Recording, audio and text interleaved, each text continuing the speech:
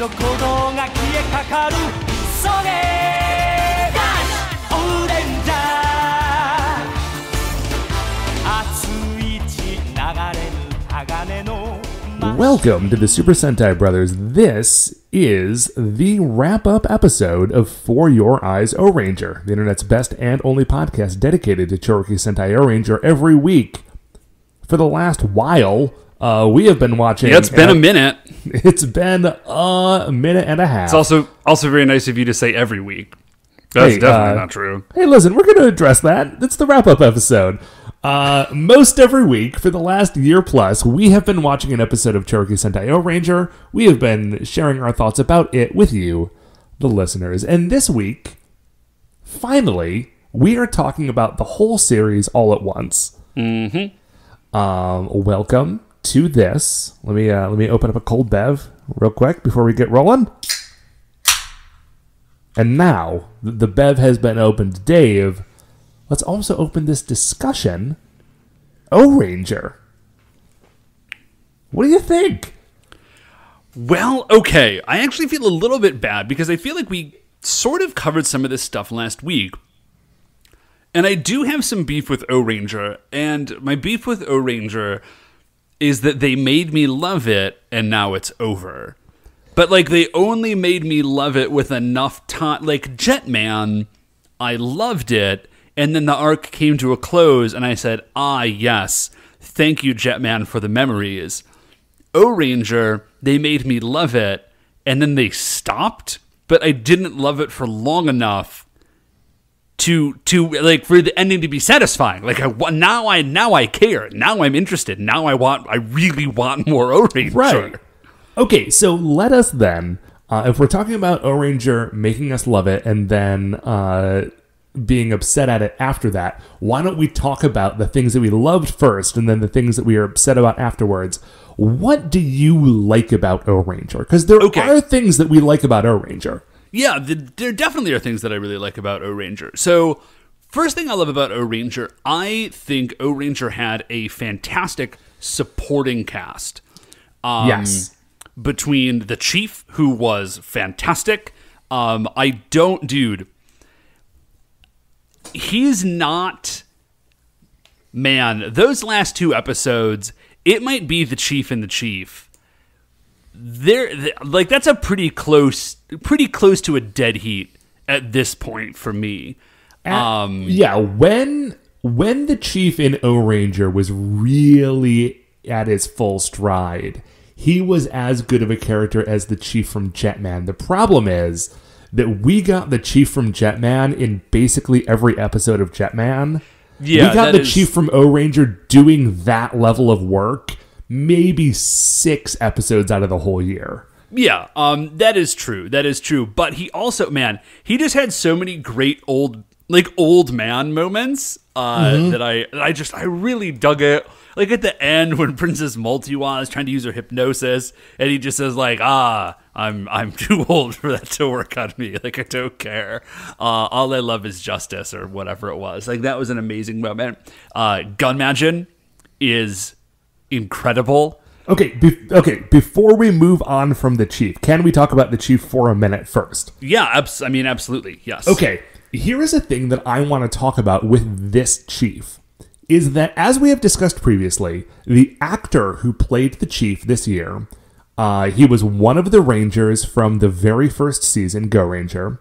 Yeah. He was also the big one, who was sort of like not the 6th Ranger, but like the bonus Ranger in Jakku. Yeah. And he has played a number of tokusatsu characters throughout the year. Yeah, he's been in Kamen Rider. He had a big role in one of the Metal Hero series. And then he also was in, I'm trying to remember what it was called, but basically like a tokusatsu show that I don't think ended up actually being a series. I think he was in like one, it was a one-off. Yeah, it was a one-series thing. And so do you remember the name of it? Oh, gosh. I think we might have even talked about it last week. We did, I don't think we did, actually. But was that not on the air? Well, in any case, he was the star of a totally different show. Yeah. So the thing that I... Go ahead. I was just going to say, the thing that I think that really does is, like, this dude has had a lot of longevity in in tokusatsu shows. Right. And I think that the people who were watching it when this show came out probably would have recognized him as a veteran of the genre, right? Yeah, I mean, I would imagine so.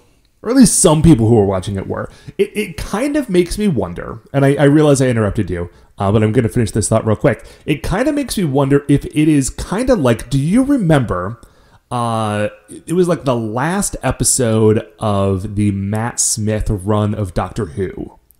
Oh, yeah. Right? And when Tom Baker, the fourth Doctor, shows up in that thing, you see him and you're like, oh my gosh, it's Tom Baker. That's the fourth Doctor. Like, that is this classic guy.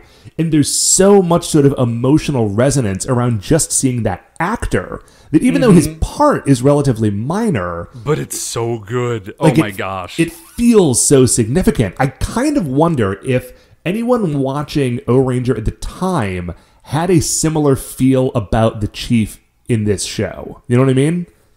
Yeah, that makes a ton of sense because I think this is the what season is this? This was an anniversary show. I think it was the 20th year. So I mean, if you think about it, if somebody was 10 or 11 watching the show, they grow up. You know, so they're 10 or 11. Say they have a kid at 21 or 22. So that there's a very real possibility, basically, that somebody would have seen him in Ohranger or Jakio, and then have been watching Ohranger with their kid, and seen him come on. And I feel like that's a really cool thing that we, as people watching it years and years later, like, don't get that vibe, but I do wonder if that was part of it then. Yeah. So I think that is super cool. And then I think also, like, being in so many tokusatsu shows, in so many sorts of different roles, I think probably gave him a lot of insight into tokusatsu and into the Sentai series and, like, what makes these shows so great. And I feel like he brought a lot of that to the role. I feel like he very clearly kind of understood what made the show great and where the show was really good, and did a lot to play that up and create this character of the Chief to give the other characters something to sort of bounce off of. So yeah, I really feel like the actor really did a great job. The role was even very good. Honestly, my main complaint with the existence of the Chief in this series just has to do with the fact that he was not given a lot to do. Like, he was very much written as a background character for a lot of the season, and when he wasn't in an episode where it was specifically about him, he was very much like a background player. Yeah, that was a little bit of a bummer, but again, you know, that has nothing to do with the character. That's just, yeah, that was just the writing. Yeah. But every time he was on screen. Yeah, I'm just saying that so that when we come down to ranking who was the best mentor, like, we sort of have it in our minds that, like, you know, that's all part of it. Yeah, no, I think it absolutely is. So I love the Chief. I love Gunmagin. As crazy as he drives me. But, like, Gunmagin was great. And straight up, like, give me Gunmagin over Ko any day of the week. Okay, well, Gunmagin versus Ko, I feel like, is not the conversation we need to have. I feel like when we're talking about Ko, we need to talk about Ricky. When we're talking about Gunmagin, we need to talk about Ninja Man. Okay. Because actually, Gunmagin and Ninja Man, I feel like, are very analogous characters. I think you were right. You know, I dig Ninja Man. And I think Ninja Man also had, well, yeah, I think Ninja Man did have a lot more play than Gunmagin. Like, he was just around more. Yeah, he was. But I think I like Gunmagin more. Yeah, I do. Gunmagin, the weird thing about Gunmagin is the thing that makes him, like, weird and problematic, not problematic in, like, a, I don't know. Yeah, not like capital P problematic. Yeah, not like capital P problematic. Like, the thing that makes him sort of annoying. The things that make me annoyed with Gunmagin are actually the things that make him great. Because they give me a lot of hooks for, like, weird headcanon-y stuff, which is, like, what you have to do. Like, if you watch enough Sentai, guys, what you will realize, it's sort of like playing open-ended RPGs. You have to invent, you don't have to, but I often find myself inventing, like, I have my own mini-game, like, I have my own story that I have invented that I am playing through. So, like, when I'm playing Skyrim, like, I am playing Skyrim, but I am also playing the story that only exists in my head, right? Yeah. And when you watch Sentai, there's so many gaps in the story that you do have to come around to, like, you like Gunmagin, the character that they give you, but you also have to have a Gunmagin that only lives in your head. You have to have your heart canon about Gunmagin in order for him to make sense. And so the only thing that makes sense to me about Gunmagin, like, he has to have these rules, right? Mm-hmm. Like, somebody has to wish, and he has to do this thing, but, like, clearly the wishes don't actually matter, because he only answers them if he likes them. Like, he's got all these bizarre rules, and they seem to be totally self-inflicted. So I really like the heart canon version of Gunmagin, where, like, he's too powerful, like, he's too mighty of a warrior, and so everything is, like, weird and boring, and so he has to invent these new rules to make it interesting again. Like, everything Gunmagin does with a metaphorical hand behind his back.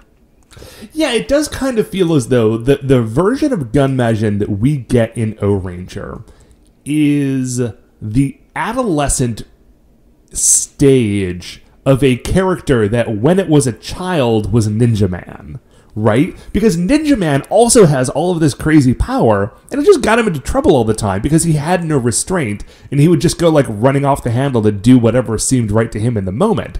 So it's kind of like, what if you took Ninja Man, gave Ninja Man the realization that, like, the things he was doing were not great all the time, and then, like, had him build his own set of rules about, like, okay, well, if I'm going to live a life where I get to, like, exercise my power and help the world, but I don't fall into these weird traps where I sort of get ahead of myself, how do I do that? The end result is maybe Gunmagin.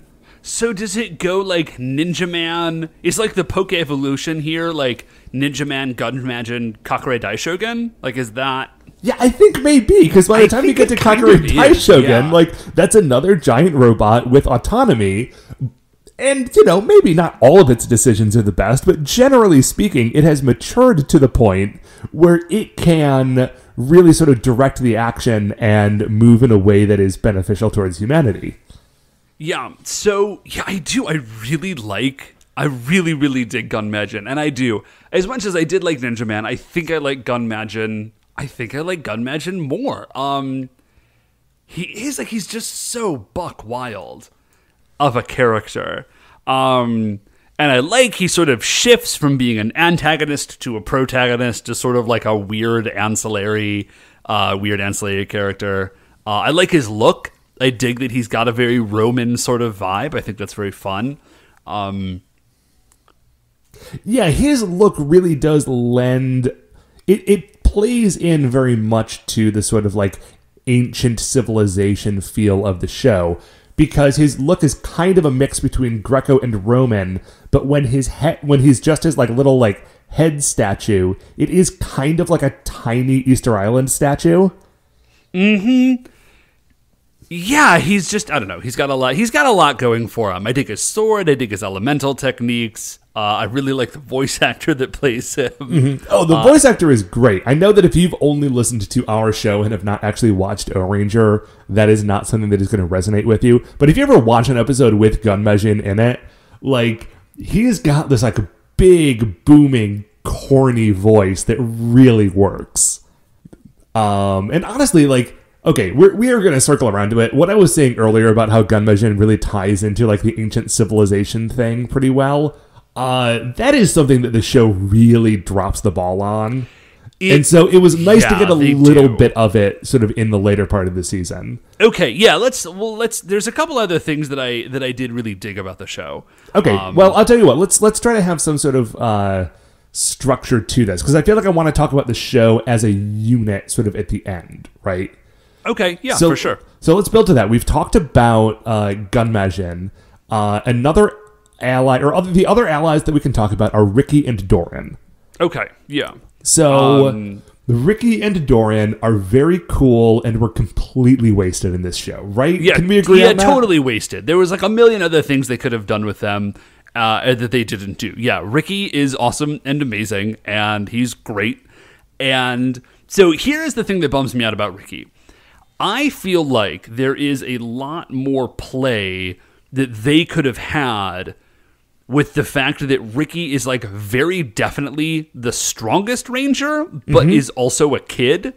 Yeah, and they do that kind of they've done it in a couple of series, I think, but of the ones that we've watched, they do that kind of in Die Ranger, right? Like, Ko is probably the strongest of the Die Rangers, although he's not like the most skilled or cunning. He probably has the most raw power, but he's 12 or 8 or however old he is. It's kind of ambiguous. He's not very old at all. And we get that kind of in this show, but since Ricky is like a teen, it's a little less pronounced. And then also because he's not in that many episodes, it kind of just never gets developed. Yeah, I think that's it. Because, yeah, Ko is the strongest. Well, yeah, no, Ko is the strongest ranger. Like, just as far as rangers go. He's got the most stuff, at least. Yeah. And they do play up the fact that he is a kid. I think where it would have been really fun in Ohranger is the fact that Ricky is not only the strongest ranger, but is also, like, he's clearly the most experienced ranger. You know what I mean? Like, the difference there is that Ko had a lot of raw power, right? But also clearly was unexperienced as a hero in the way that the other Die Rangers were not. Like, they were a little bit more on their game. Right, at least by that point in the series. Right. Whereas Ricky is like 110% on his game 24/7. And in fact is like the greatest hero his culture ever produced. Right. Like when Ricky was an active ranger originally, he was the only one. He was not the 6th ranger. He was the Power Ranger, you know? Yeah, exactly. So, and I think it would have been really fun had they done a little bit with like Ricky being extremely competent and the Rangers being like, yeah, you're 14. And Ricky being like, well, you know, then y'all need to catch up because clearly I'm destroying this. Yeah, I love King Ranger. I love his look. I love King Pyramider. That was a weird emphasis on that. But yeah, I love King Pyramider.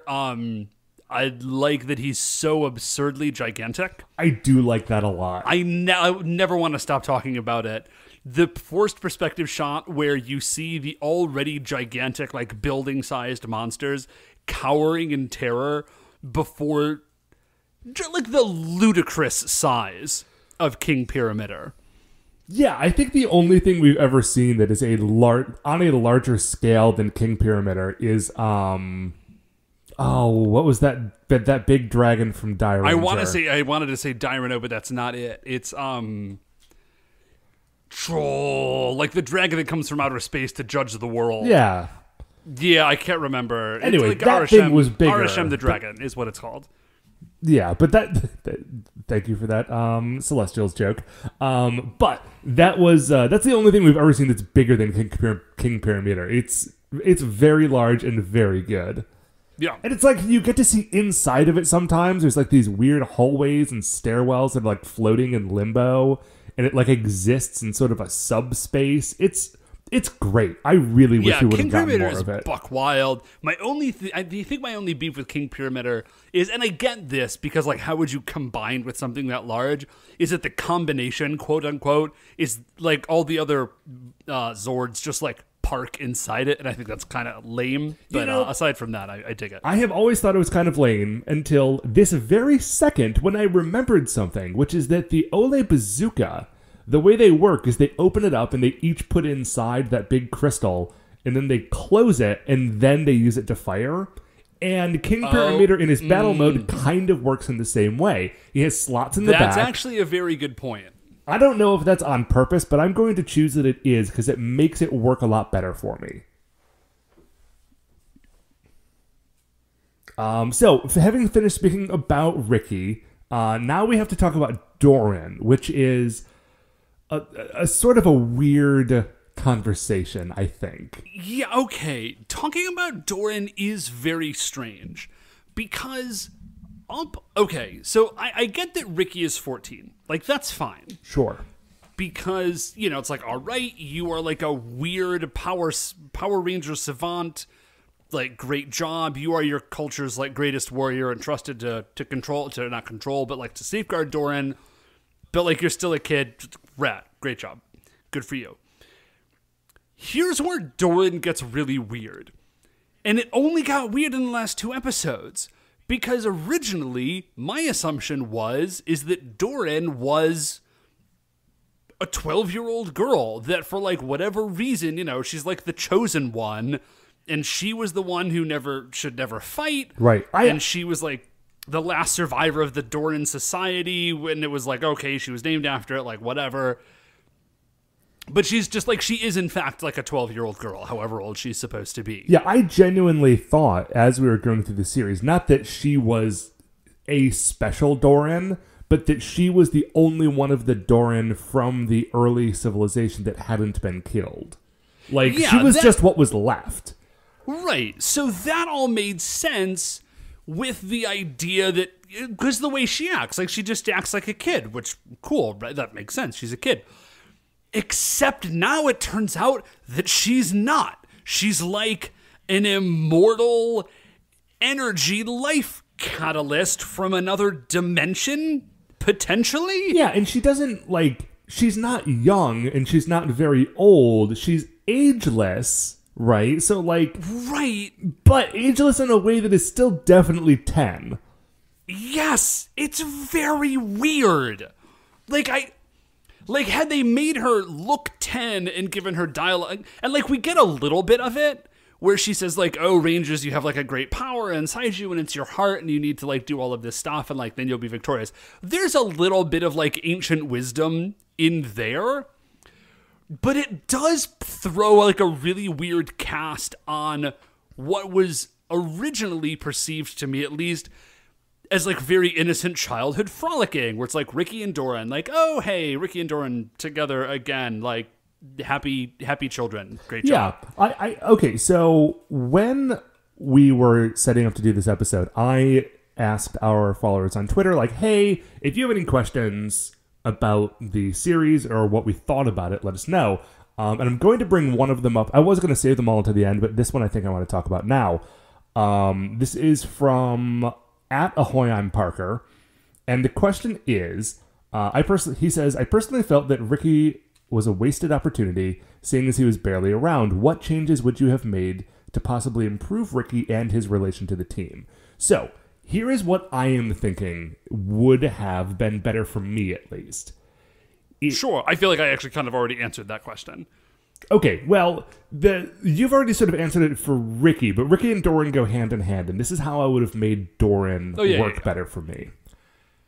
Everything that happened with Doran in the last 2 episodes should have happened 15 episodes earlier. Like, those things should have happened when Bomber the Great died and Bulldoned came back as Kaiser Bulldoned.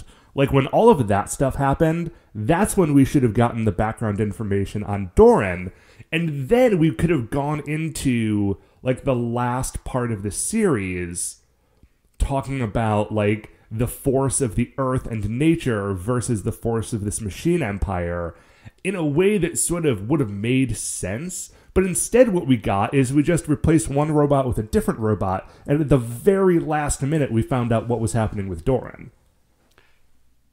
Yes. Yeah, so I think that you could have changed very little except for, like, when things happened and made that sort of hit a lot better. Okay, so that's Oh gosh, what have we done? We talked to Chief, Gunmejin, Ricky, Doran. Are there any other allies to speak of that we want to mention? We both still hate Paku, right? Oh yeah, Paku's the worst. Yeah, Paku is the worst, and I hate him. I guess, honestly, the other, like, recurring ally characters, there's Mikio, who apparently is not only in that last 3-episode arc, he showed up periodically throughout the season, and I just didn't realize it, because all of those little children are the same character. Yeah, I was gonna say, like, kids periodically show up in the show, and I gotta be honest, I don't pay a whole lot of attention to who they are. I just noticed Mikio because he was, like, so prominent. Yeah, he's in the episode with, like, the Kandama robot. Like, he's all over the place. Oh, well, yeah. All right. Good for him, man. But I really hope that kid I hope he's like a ranger at this point. That would, like, you hope that actor became a Power Ranger, or you hope that Mikio grew up to be, like, a member of the Ohrangers? Both. Yeah. Yeah, both. Yeah, definitely. no, that's good. Okay, so that, I think, is all of the allies. Do we want to go into talking about the Rangers, or do we want to talk about the enemies now? No. Well, I tell you what, here's my only thing, is if we talk about the enemies, they got to go on the boss list. That's true.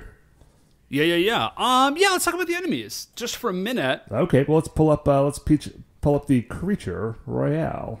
Yeah, now, if you don't recall, we did actually put Emperor Bacchus Wrath on the list already, and he comes in at cool spot number 7. It's number 6. So the slots go Gray as the best, followed by Young Noble Jr. and Radigat as 2 and 3. Then we go to Shadam and Maria, and then Emperor Bacchus Wrath. And then Gara, Daimyo, Goma the 15th, Tran/Emperor Tranza, Akamaru, Bomber the Great, and Zydo. So Bomber the Great is actually on here as well already.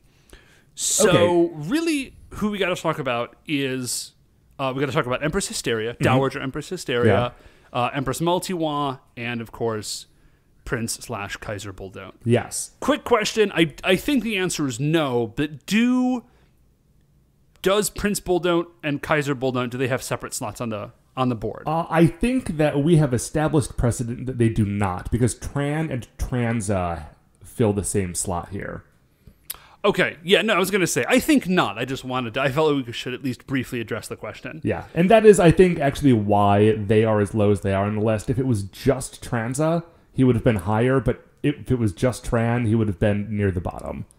Yeah, now, I will say, I think that's going to flip for Kaiser Buldone. I think Kaiser Buldone is good enough that he kind of pulls Prince Buldone up a little. Yeah, and plus, Kaiser Buldone, sort of, the existence of Kaiser Buldone as, like, Buldone's final form recontextualizes the earlier Buldone stuff successfully enough that I think it actually, really helps his positioning. Yeah, so let's talk about Dowager Empress Hysteria first, I would say. Okay, I think she's actually going to go fairly high on the list. I think the only thing that is going to ultimately limit her is kind of her lack of screen time. Yeah. Starting out, she occupies a very interesting position in the boss characters. Because all the other boss monsters are all kind of pulling for themselves in a very real way. Like, Shadam and Zydos and Gara, like, they sort of work together, but they also definitely don't, right? Right. And Empress Hysteria is really interesting. Because she is a villain, like, she comes up with her own monsters and she sends monsters to Earth. Not as much, but she does do it. And so she is a villain, and I think in her own right. But she's also definitely Bacchus Wrath's wife. And she's also definitely Buldone's mom. Yeah, and at the very end, she is like a robo-grandmother. Yeah, and so, that just makes her really... She's just really interesting because it puts a whole weird spin on her villainy. And then, of course, her face turn at the end where she like saves her kid and she's like telling her own villainous son to like not attack, maybe not to not attack Earth, but like, you know, don't threaten to stab a baby. Yeah, I think that she's a tough one to rank because, as you say, the moments that she gets are very good. But sort of like the Chief in this season, the moments are great, but they're very few and far between. Like, for most of the series, Hysteria is very much a supporting cast character. Yeah. Well, I think she remains a supporting cast character, but she's a really good one. So I'm going to say, just real quick, I am going to say that Transa is that's my floor on that one. I think she's definitely better than, I'm more interested in her. I dig her more than Transa. Okay, that works for me. I was actually going to say that my floor was Goma the 15th. I think that she... I thought about it. She brings more to the table than him. Okay, I do need you to remember that Goma the 15th has a weird cracked egghead and has like a floating pillar throne room. Sure, and is an obsession with pinwheels. We all remember. Yeah, and literally fishes a boy out of hell. He does fish that boy out of hell. Yeah, so let's not... Okay. I feel like sometimes we're a little guilty of, like, letting the pasts, like... Oh, absolutely. Like, overtly gild or tarnish someone, and I just want to remember how buck wild and amazing Goma the 15th is. I think I mostly agree with you. Because the thing that makes Goma the 15th great is that he's just so bizarre. Yeah. And the thing that makes Empress Hysteria great is that she's genuinely like an interesting character. And so I think she beats him out, but I didn't want to dismiss it out of hand. Okay, so I think that she goes above Goma the 15th, but I don't actually think she goes much higher than Goma the 15th. Because above Goma the 15th, we have Daimao, like the main boss of Kakuranger. Again, not the most interesting boss of Kakuranger, but he also had a very late game, like, ramp up to how cool and interesting of a villain he was. Yeah, no, I agree. I think that's really it. I do think she's better than Goma the 15th, but I don't think she's more interesting or cooler than Daimao. Okay, so let's just slot her right in there. That puts her as number 9 on our list of boss villains, right? Yep. Okay, so then why don't we talk about Empress Multiwa? Okay, Empress Multiwa. She's fine. She's fine. I think the most interesting thing about her is that she kind of shows up out of nowhere, and like she's a plot catalyst in a lot of ways, and she has that going for her. Like she shows up out of nowhere, and she like drops super crazy bombs on the Rangers, and like changes the whole course of the story. That doesn't make her terribly interesting. Right. The problem with her is that we only get her for 12 episodes or something, if that. Yeah. So there's not a lot of time to establish her character other than like she's Hysteria's a niece. She marries Bulldont. She's the one who shoots Doran, but that kind of could have been anyone. Yeah. Honestly, man, like I'm looking at this list, and the only person I think... You know what? I'm not even going to say that. I think she might actually be at the bottom of the list. Yeah, Zydos. Zydos was never Zydos is useless, but at least he's interesting. Zydos wasn't useless. Okay, maybe you forgot that Zydos' head is a volcano. Okay, his head is a volcano, and that's very, very good. And he always had the most interesting villains. Like, he always brought the coolest villains to an episode. He always brought the most interesting, funnest / most useless villains. Yeah, but you could... Zydos' plans are always terrible. Like, they never work at all. But you could always rely on a Zydos episode being a good episode. And, like, Empress Multiwa, I feel like... I do not think of her as fondly as I think of Zydos. No, yeah, I'm with you absolutely. I just don't want to, I don't want to give a false impression about Zydos' efficacy as a villain here. But I think Empress Multiwa is actually at the bottom of the list. I don't have any problem with her. Yeah, it's the same reason that Bomber the Great's that far down. Yeah, I was looking at Bomb of the Great, I'm like, Man, even the Bomber the Great is more interesting than Empress Multiwa. So yeah, I'm comfortable with her at the bottom of the list at the new slot 15. So now we have Prince/Kaiser Bulldoned. Kaiser Bulldoned. Okay. So Prince Bulldoned is the worst. I hate Prince Bulldoned. But all of this, as you said, I think the way that he ends up and the fact that he like grows up so quick, like, you know, sort of like artificially quickly, does recontextualize the weirdness of having this like boy dog robot rolling around at the beginning. And Kaiser Bulldoned is actually pretty rad. Yeah, Kaiser Bulldoned actually is great. Yeah, he's got a cool motivation, which is you know, like, I'm a villain and so I'm here to destroy Earth because that's my thing. But also, he's in it for his dad. Yeah, like, there's this like is a family he's a legacy villain. thing. So here I guess is the question then, is he better or worse than Emperor Bacchus Wrath? Ooh. And I know it's been a while since we've seen an episode with Emperor Bacchus Wrath because he dies part of the way through the series. But like, okay, sometimes Bacchus Wrath was just like a big, angry, like, space king who sent mean robots down to fight. I think but that's a baseline. Every villain on this list, except maybe Gray and Young Noble Jr., has times where like, nah, you're a villain. Like, you're a villain and you send a monster and like that's kind of it. I'm also going to say Akamaru was never that way. Akamaru, like, he's near the bottom of the list, but he came hard every single time he showed up. Yeah, that is a good point. Man, should Akamaru be slightly higher? Should he be higher than Tran and Trans? Anyway, no. Trans is really good. Yeah, Emperor Trans is really good. Okay, so he would do it. Akamaru would have been higher than Tran, but he's below because Tranza. Yeah, pulls him up.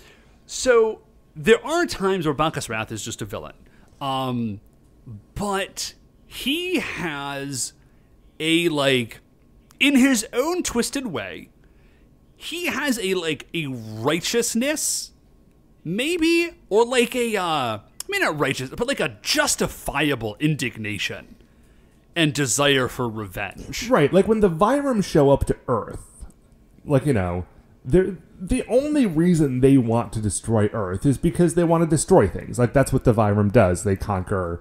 They've just come out of the back dimension. Now they're in the front dimension. They're just crushing all the dimensions. That's how the Vyram act. That's what they do. But with the Machine Empire, like, he has motivation. He has specific hatred towards Earth. And I think that really, like, colors his actions in a way that, you know, that's why he is on the top half of this list. Kaiser Bulldoned also kind of has that stuff, but he has it, all of that stuff is tied up in Bacchus Wrath's motivations. Like, you know, he has inherited Bacchus Wrath's motivations and sort of added a few things on top of that, but, like, it sort of originates with Bacchus Wrath. On the other hand, Kaiser Bulldoned looks very cool, and he has a tri-corner hat, and he and his evil robot space wife have a love attack that shoots heart lasers, and that's extremely good, and I don't want to discount it. Okay, now, Emperor Bacchus Wrath also has, like, a dark sword made out of a meteorite? And then he exists as a head in a jar. Yeah, he had his own head in a jar from a space lab that he built somehow, just exerting power out of his jar head. And then he used that to save Hysteria and Bulldoned, and he reprogrammed like a new grown-up body for Bulldoned. I think Bacchus Wrath is cooler than Bulldoned, even though Bulldoned is actually good. Bulldoned is really good. I think Emperor Bacchus Wrath is good. I think because he's the dad. You know what I mean? Like, there's something to be said on Prince Bulldoned's part for, like, carrying on his dad's legacy, but he didn't nurse a grudge for 600 million years. And you just have to give, like, you just gotta give respect to that sort of anger. Right, and that super brutal Bacchus Wrath from, like, the first 10 episodes, when he was just like killing the Cactus Brothers, and like that episode with the junk robot where like the junk robot came to try to assassinate him, and Bacchus Wrath just like destroyed him in that throne room fight. Yeah. So, if that is the case, does he go right below? Like, is he better than Gaara? Man, Gaara's also real good, though. Gaara does have that whole thing with Kujiku. Here's what I'm going to say. I don't think that Kaiser Bulldent beats out Gaara, and I don't think he beats out Daimao. I do think he beats out Dowager Empress Hysteria. Okay, I think that's fair. I might have actually... No, there was a moment where I was thinking about putting him above Daimao, but Daimao does really get great in the last couple of episodes in a way that that's really doesn't. Like you have to remember like how strong Daimao finishes that particular race. Okay, man. Well, let's talk Rangers. Okay, and I don't want to take just in the interest of not making this like a 3-hour episode. I don't want to linger too long. Well, it's not going to take that long to talk about the Rangers, Dave, because here's the thing. They barely exist. Okay, well, let's dig into a little bit more detail. Not that I have, like, beef with him, but my least favorite Ranger here is Shohei. Oh, really? I think Yeah. Oh, I thought you were going to say Yuji. Well, it's kind of a toss-up, to be honest. Here's the thing. They each have, like, 2 good episodes. Shohei's really great in the episode where his limbs get turned to gold and he's like fighting through it. He's also really good in that episode where he has to box and he breaks his hands. He is really good in that episode. Yuji has a really good episode. He has like some more heartwarming where he like connects with a monster, and so that's really good. That's also very good, yeah. But like by a slim margin, I say Shohei, but Yuji's like pretty much in the same boat. And the truth is, like, they're both just kind of non-entities. Like, they're there. They each have a few good moments where, like, remember, like, when Goro says, like, we're not going to lose, and Yuji just says, like, yes, sir. Like, that's a great, I love that. Okay, so in previous seasons, and I think this is something that we've discussed in all of the wrap-up episodes, like, there's always a few characters who get sort of short shrift from the creative team, right? Like, in Die Ranger... Rin and Kazu don't get nearly as much as the other 3. In Jetman, Akko and Raita do not get as much as the other 3. In Kaku Ranger, Saizo and Seikai don't get as much as the other 3, right? Like, that's just... Yeah. Like, there's only so many times that they can highlight a character, and so there are some that only exist sort of on the periphery. They get a couple of good moments, and you end up liking the character, but there's not that much to them. In Ohranger, I feel that way about almost all of the Rangers. Like, all of them have good moments, but you kind of never really get to know any of them. Like, you get to know certain, like, characteristic traits, but, you know... not in the same way that I felt like at the end of Die Ranger, I knew Shoji, and like I knew Daigo. Yeah. No, I think that's a very good way to say it. And you know, sadly, I'm ramping up to what I like here, Goro's kind of in the same boat. Oh yeah, like as a captain, he's cool, and he does have a few good moments. Absolutely, there's a lot of good Goro moments. He is like a capital R Red Ranger, capitals R's Red Ranger. You know, like and in a way, actually, I think that might actually kind of be the problem with Goro, is that he's. You know what the problem with Goro is? It's the same problem you get in like poorly written Captain America stories, if that makes sense. Yeah. Like he's all Boy Scout, but there's nothing, like there's no nuance to it. There's no depth. Like Ryu, total Boy Scout, right? Mm-hmm. Like total captain, you know, in charge, running the whole thing. but there's character progression there. Like, there's growth and change and nuance to Ryu's character that we don't see for Goro. Right. He is like a straight edge, like Ryo is a straight edge Boy Scout, like, you know, by the rules dude. He's also a complete mess. And like, he really has some stuff to work through throughout the course of Jetman, whereas Goro he's just also doesn't. He's also a very posh boy. He's the poshest boy, Dave. He attended Sky Camp. Yeah, so Goro. Okay, so now let's move on to the Winter Rangers. Yeah, I like the fact that the two good ones... Okay, I love Juri. Juri honestly doesn't get much, if any, more character development than the three guys. I do really like her. Okay, maybe I'm feeling like she gets a little bit more, but maybe it's just because her high points in my mind are so much higher. Mm-hmm. But yeah, I love Juri, and I think what I really dig about Juri is just how hard she kicks people. Like, just how hard she kicks people. She kicks people so hard. And then the realization that she also is really into like collectible toys. I dig all of that. So Juri's great. And let's spend at least a few minutes talking about Momo. Yes. Okay. So before we get into this, there is something that you may not know about Momo. I'm sure there's a lot of things I don't know about Momo. Okay. I yearn to know more, though. So we got messages from a few people on Twitter that one of the reasons that Momo was so heavily focused in the series, especially as it was getting towards the end, is that the actress who played Momo was also like an idol/TV presenter. Like she was famous for something outside of Ohranger that I think she was doing at the same time. And so part of it was them like just using her because she was a famous face. And I think that actually, according to Alex D, Alex, what is your Twitter handle? Oh, it's just that Alex D.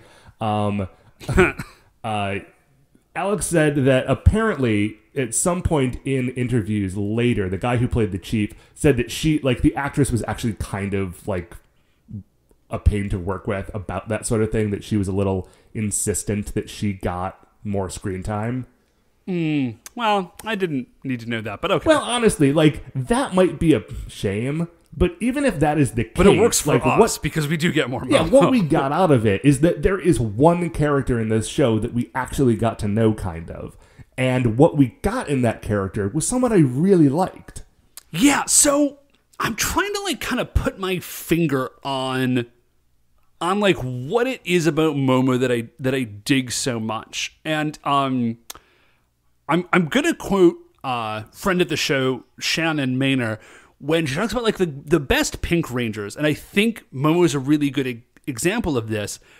They have a weaponized femininity, but like scaled up for giant robots. Again, that's a quote. Did not come up with that. I was just tickled by how she said it, and I think we do really see that in Momo. Mm-hmm.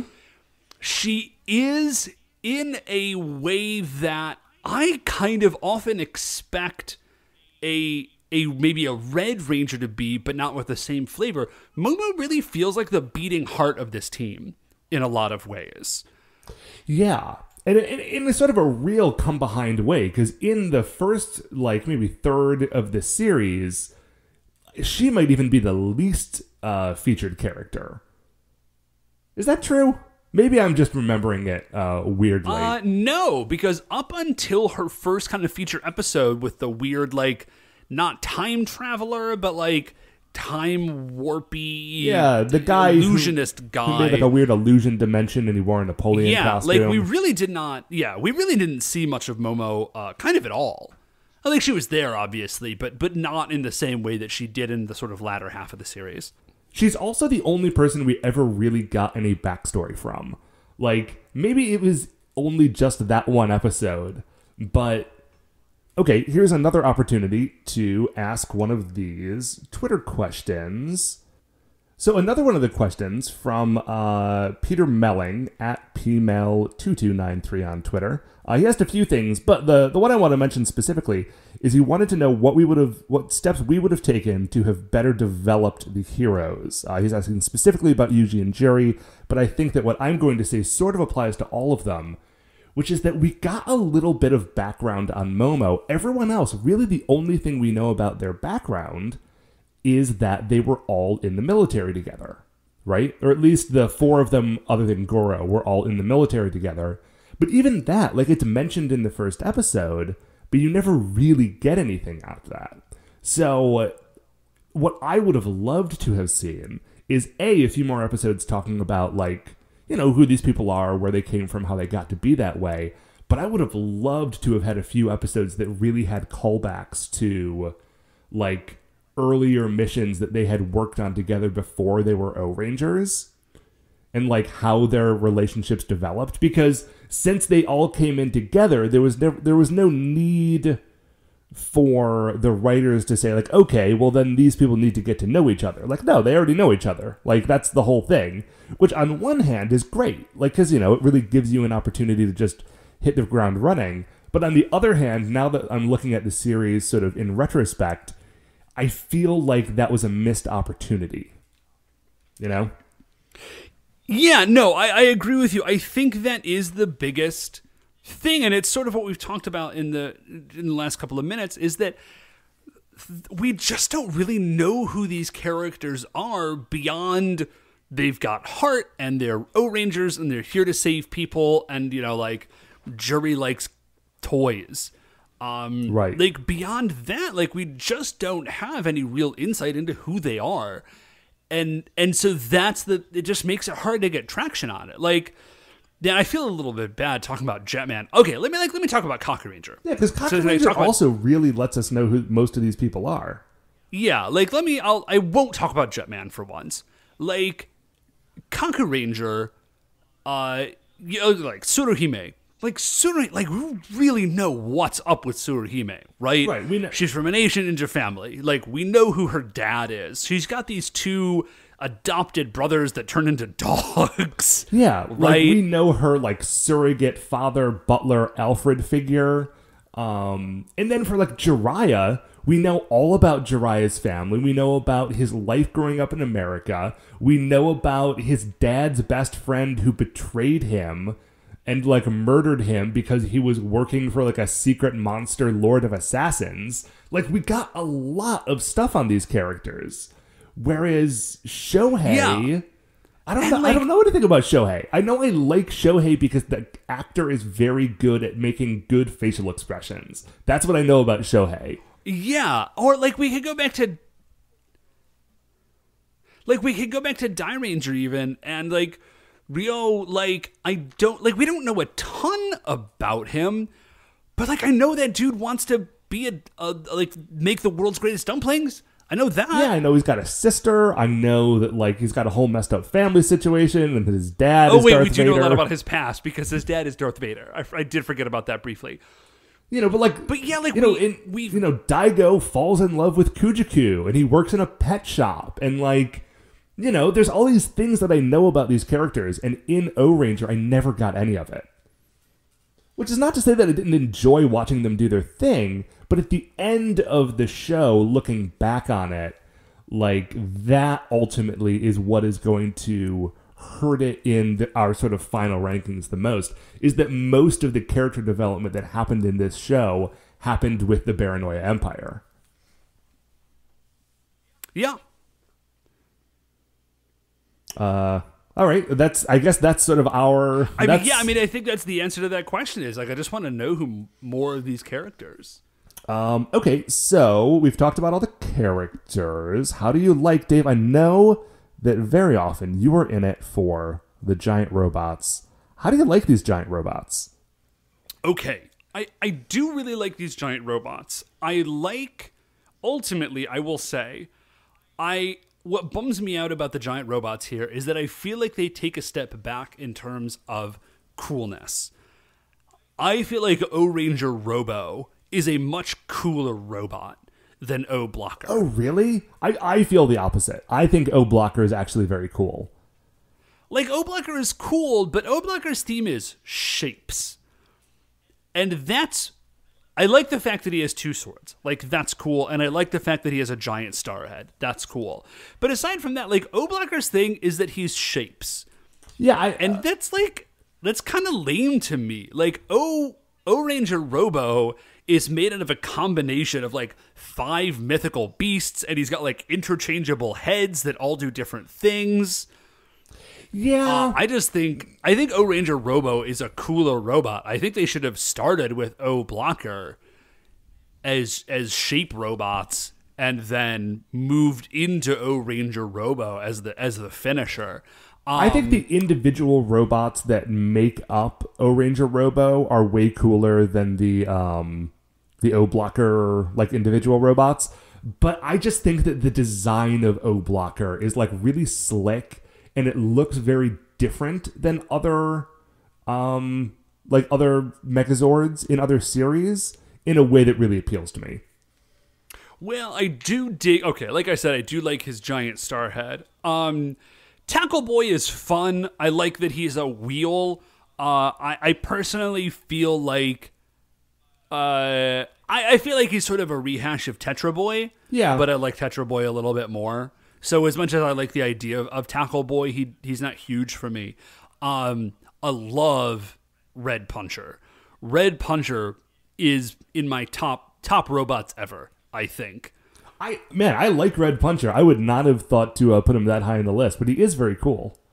Really? No, I just love the idea of, like, a barely constrained punch bot. I really dig it. I really dig his, like, Gatling gun arms. I think his design is really cool. I really dig Red Puncher. I also love that, like, the football-themed dude who, like, runs at you and hits you is named Tackle Boy, and the big guy who punches you is named Red Puncher. Like, there is no messing around with fancy names in Ohranger. And I also, the other thing I think I really dig about Red Puncher is that when they do battle formation, Red Puncher is the only robot that sort of stays visible. Like, he's a slightly more integral part of the equation, it seems, in that he provides the guns, whereas everybody else is just sort of loaded into the back of King Pyramider. Speaking of King Pyramider, okay, I don't actually love King Pyramider as a design. Okay, now, do you mean you don't like the pyramid, or when he stands up and is a dude? The latter. The idea of just having, like, a giant pyramid is kind of fun. When he stands up and turns into a dude, like, I get it. That's probably very hard because, like, a pyramid just doesn't give you a lot of places to go. Right. You'd have to really sort of origami that thing out to make it work. Yeah, like, there's not a lot you can do with King Pyramid. I love how big he is, and I love that forced perspective shot that we were referencing earlier. That is the saving grace of King Pyramider, is he's so just, like I said, just, like, unreasonably big. Comically large. And I do get so big that people reference it in the show. Like, monsters talk about it as they're being killed. Yeah, I do love that. Okay, so that's giant robots. Man, I know that sometimes we talk about the theme of the show, like not the theme about, like, protecting humanity, but the theme, like, ancient civilization and also shapes. But, like, that's not really significant to Ohranger. Well, yeah, I think that's actually the most that can be said about it, and I think it's actually kind of one of the spots where they drop the ball. Like, so if we look at Die Ranger, like, they go pretty heavy on the mythology. Like, it becomes a really big part of the show. I think the same is true of Taka Ranger. Like, the mythology is a really big part of the show. It's actually a little bit less true, I feel like, in Jetman. Like, all right, like, it's Bradonic energy and there's birds. Like, that's true. Like, but really what they're doing here is fighting monsters. Jetman doesn't set itself up as a show where the theme and the mythology are going to be significant, you know? Like, they just say, like, yeah, we are a military thing and we're fighting these space monsters. But in Ohranger, they do this weird bait and switch where they say, oh, no, like, there are ancient civilizations, and we draw our power from that, and here are these, like, robots that are shaped like these, like, tokens or totems of these things, and the power that you were powered by is very specifically, like, the power of the, like, the magical force power of the Earth that we later find out is, like, the soul of this 10-year-old girl or something, right? But, like, they give us that, and then it's significant sort of in the first couple of episodes as they're getting started, and then it's significant again right at the end, and there are one or two places within the series where it pops up, but it really is sort of a unevenly executed thing. Yeah, like, I was really looking forward to them kind of diving in on this, like, weird ancient civilization stuff, and it was just, like, it was just the skin, you know, that was the character skin that they bought for this season. Yeah. There didn't really seem to be a whole lot beyond that, which kind of bummed me out. Yeah. Now, and I think that we should mention, because I know we talked about it a lot at the beginning of the series, but just in case anyone's forgotten, like, Ohranger had to do a hard left turn about 10 episodes into the series, because it was originally planned to be, like, a very sort of Jetman style, raw, sort of like a little like grittier series that was a throwback to the very original show. Because people like those old shows are very like people just die all over the place. And I know that it was going to be like that, but then there were some like attacks within Japan that year. And so they pivoted to make the show less grim because they didn't want to like sort of, you know, like the environment was not right for a show of that time. And honestly, like, you know, I was not living in Japan at the time, nor have I ever lived in Japan. But like, I can definitely see where there is a very good reason to do things that way. So when we say that Ohranger sort of lost its way and gave us sort of like a floundering middle of the series, like it's not without its context, right? Yeah. Also, I think that Ohranger had bad ratings. I think it had bad ratings, but the toy sales were good, if I read correctly. And like there, I was trying to read things online to figure this out, but I was getting like conflicting things from various message boards. What seems to have happened is either there was some sort of issue with the merchandising where the people who were making the toys like really wanted to put more toys in, and also the show wasn't doing super great, but there was good money in the toys, and so they were pushing through. Some sources I was reading, and please put sources in as many air quotes as you want, like this is just stuff I read online, said that like the ratings were bad enough that like there was talk that this might have been the last season of Sentai. I don't know if that was a ratings thing or like an internal squabbles thing or whatever. But whatever the reality of the situation was, Ohranger was a troubled production that had to make some sacrifices and some shifts. And they did manage to make a mostly fun show with really good moments and a great ending out of whatever mess they were working with. Yeah. Oh, so let's not dunk on them too hard. That's a really good perspective, Matt. Because you're right, this does end up being, it is a fun show. It does have a great ending. Like, I'm not mad that I watched it. Yeah. But let's just say, where is it on our list of, this is the 4th season. So right now, I think that our ranking of our like best to worst, and again, worst is a very qualified thing. We still loved all these shows. Yeah, I was gonna say, I still love these shows. But first place, as it stands right now, gold medal is Jetman, silver medal is Ohranger, bronze medal is Kaku Ranger. Is Ohranger going to displace any of those three? You know, again, man, I don't think it is. I don't think it is. No, we just spent the last like 40 minutes talking about why I don't think it, I hold that opinion. but I hold it. I don't think it does. I think it comes in a 4. Yeah. Again, I had a lot of fun with this season. And I also, not only did I have fun watching the show, I had fun doing this show with you. Yeah. And sometimes with Mark. When we actually did it. We did it most weeks. And listen, listeners, I know that this year we kind of we stretched the limitations on how you might define a weekly show here and there. And I really appreciate you not giving us hassles about it and sticking with us. It has thank you. Thank you very much, guys. It's been a long year in many ways. Yeah, and we work as hard as we can to get a show out to you every week. And when we can't, Mark and Brian have been really great about keeping the Spider-Man show going, which is also very fun. So, gosh, is there anything else we want to talk about?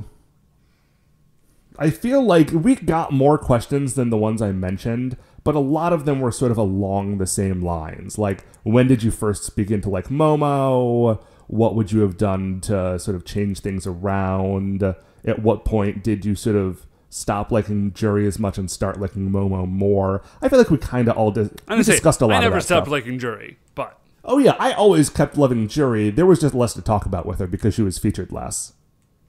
Yeah. No, the only thing I think to talk about is, again, man, guys, Matt already said it, but thanks so much for listening to the show.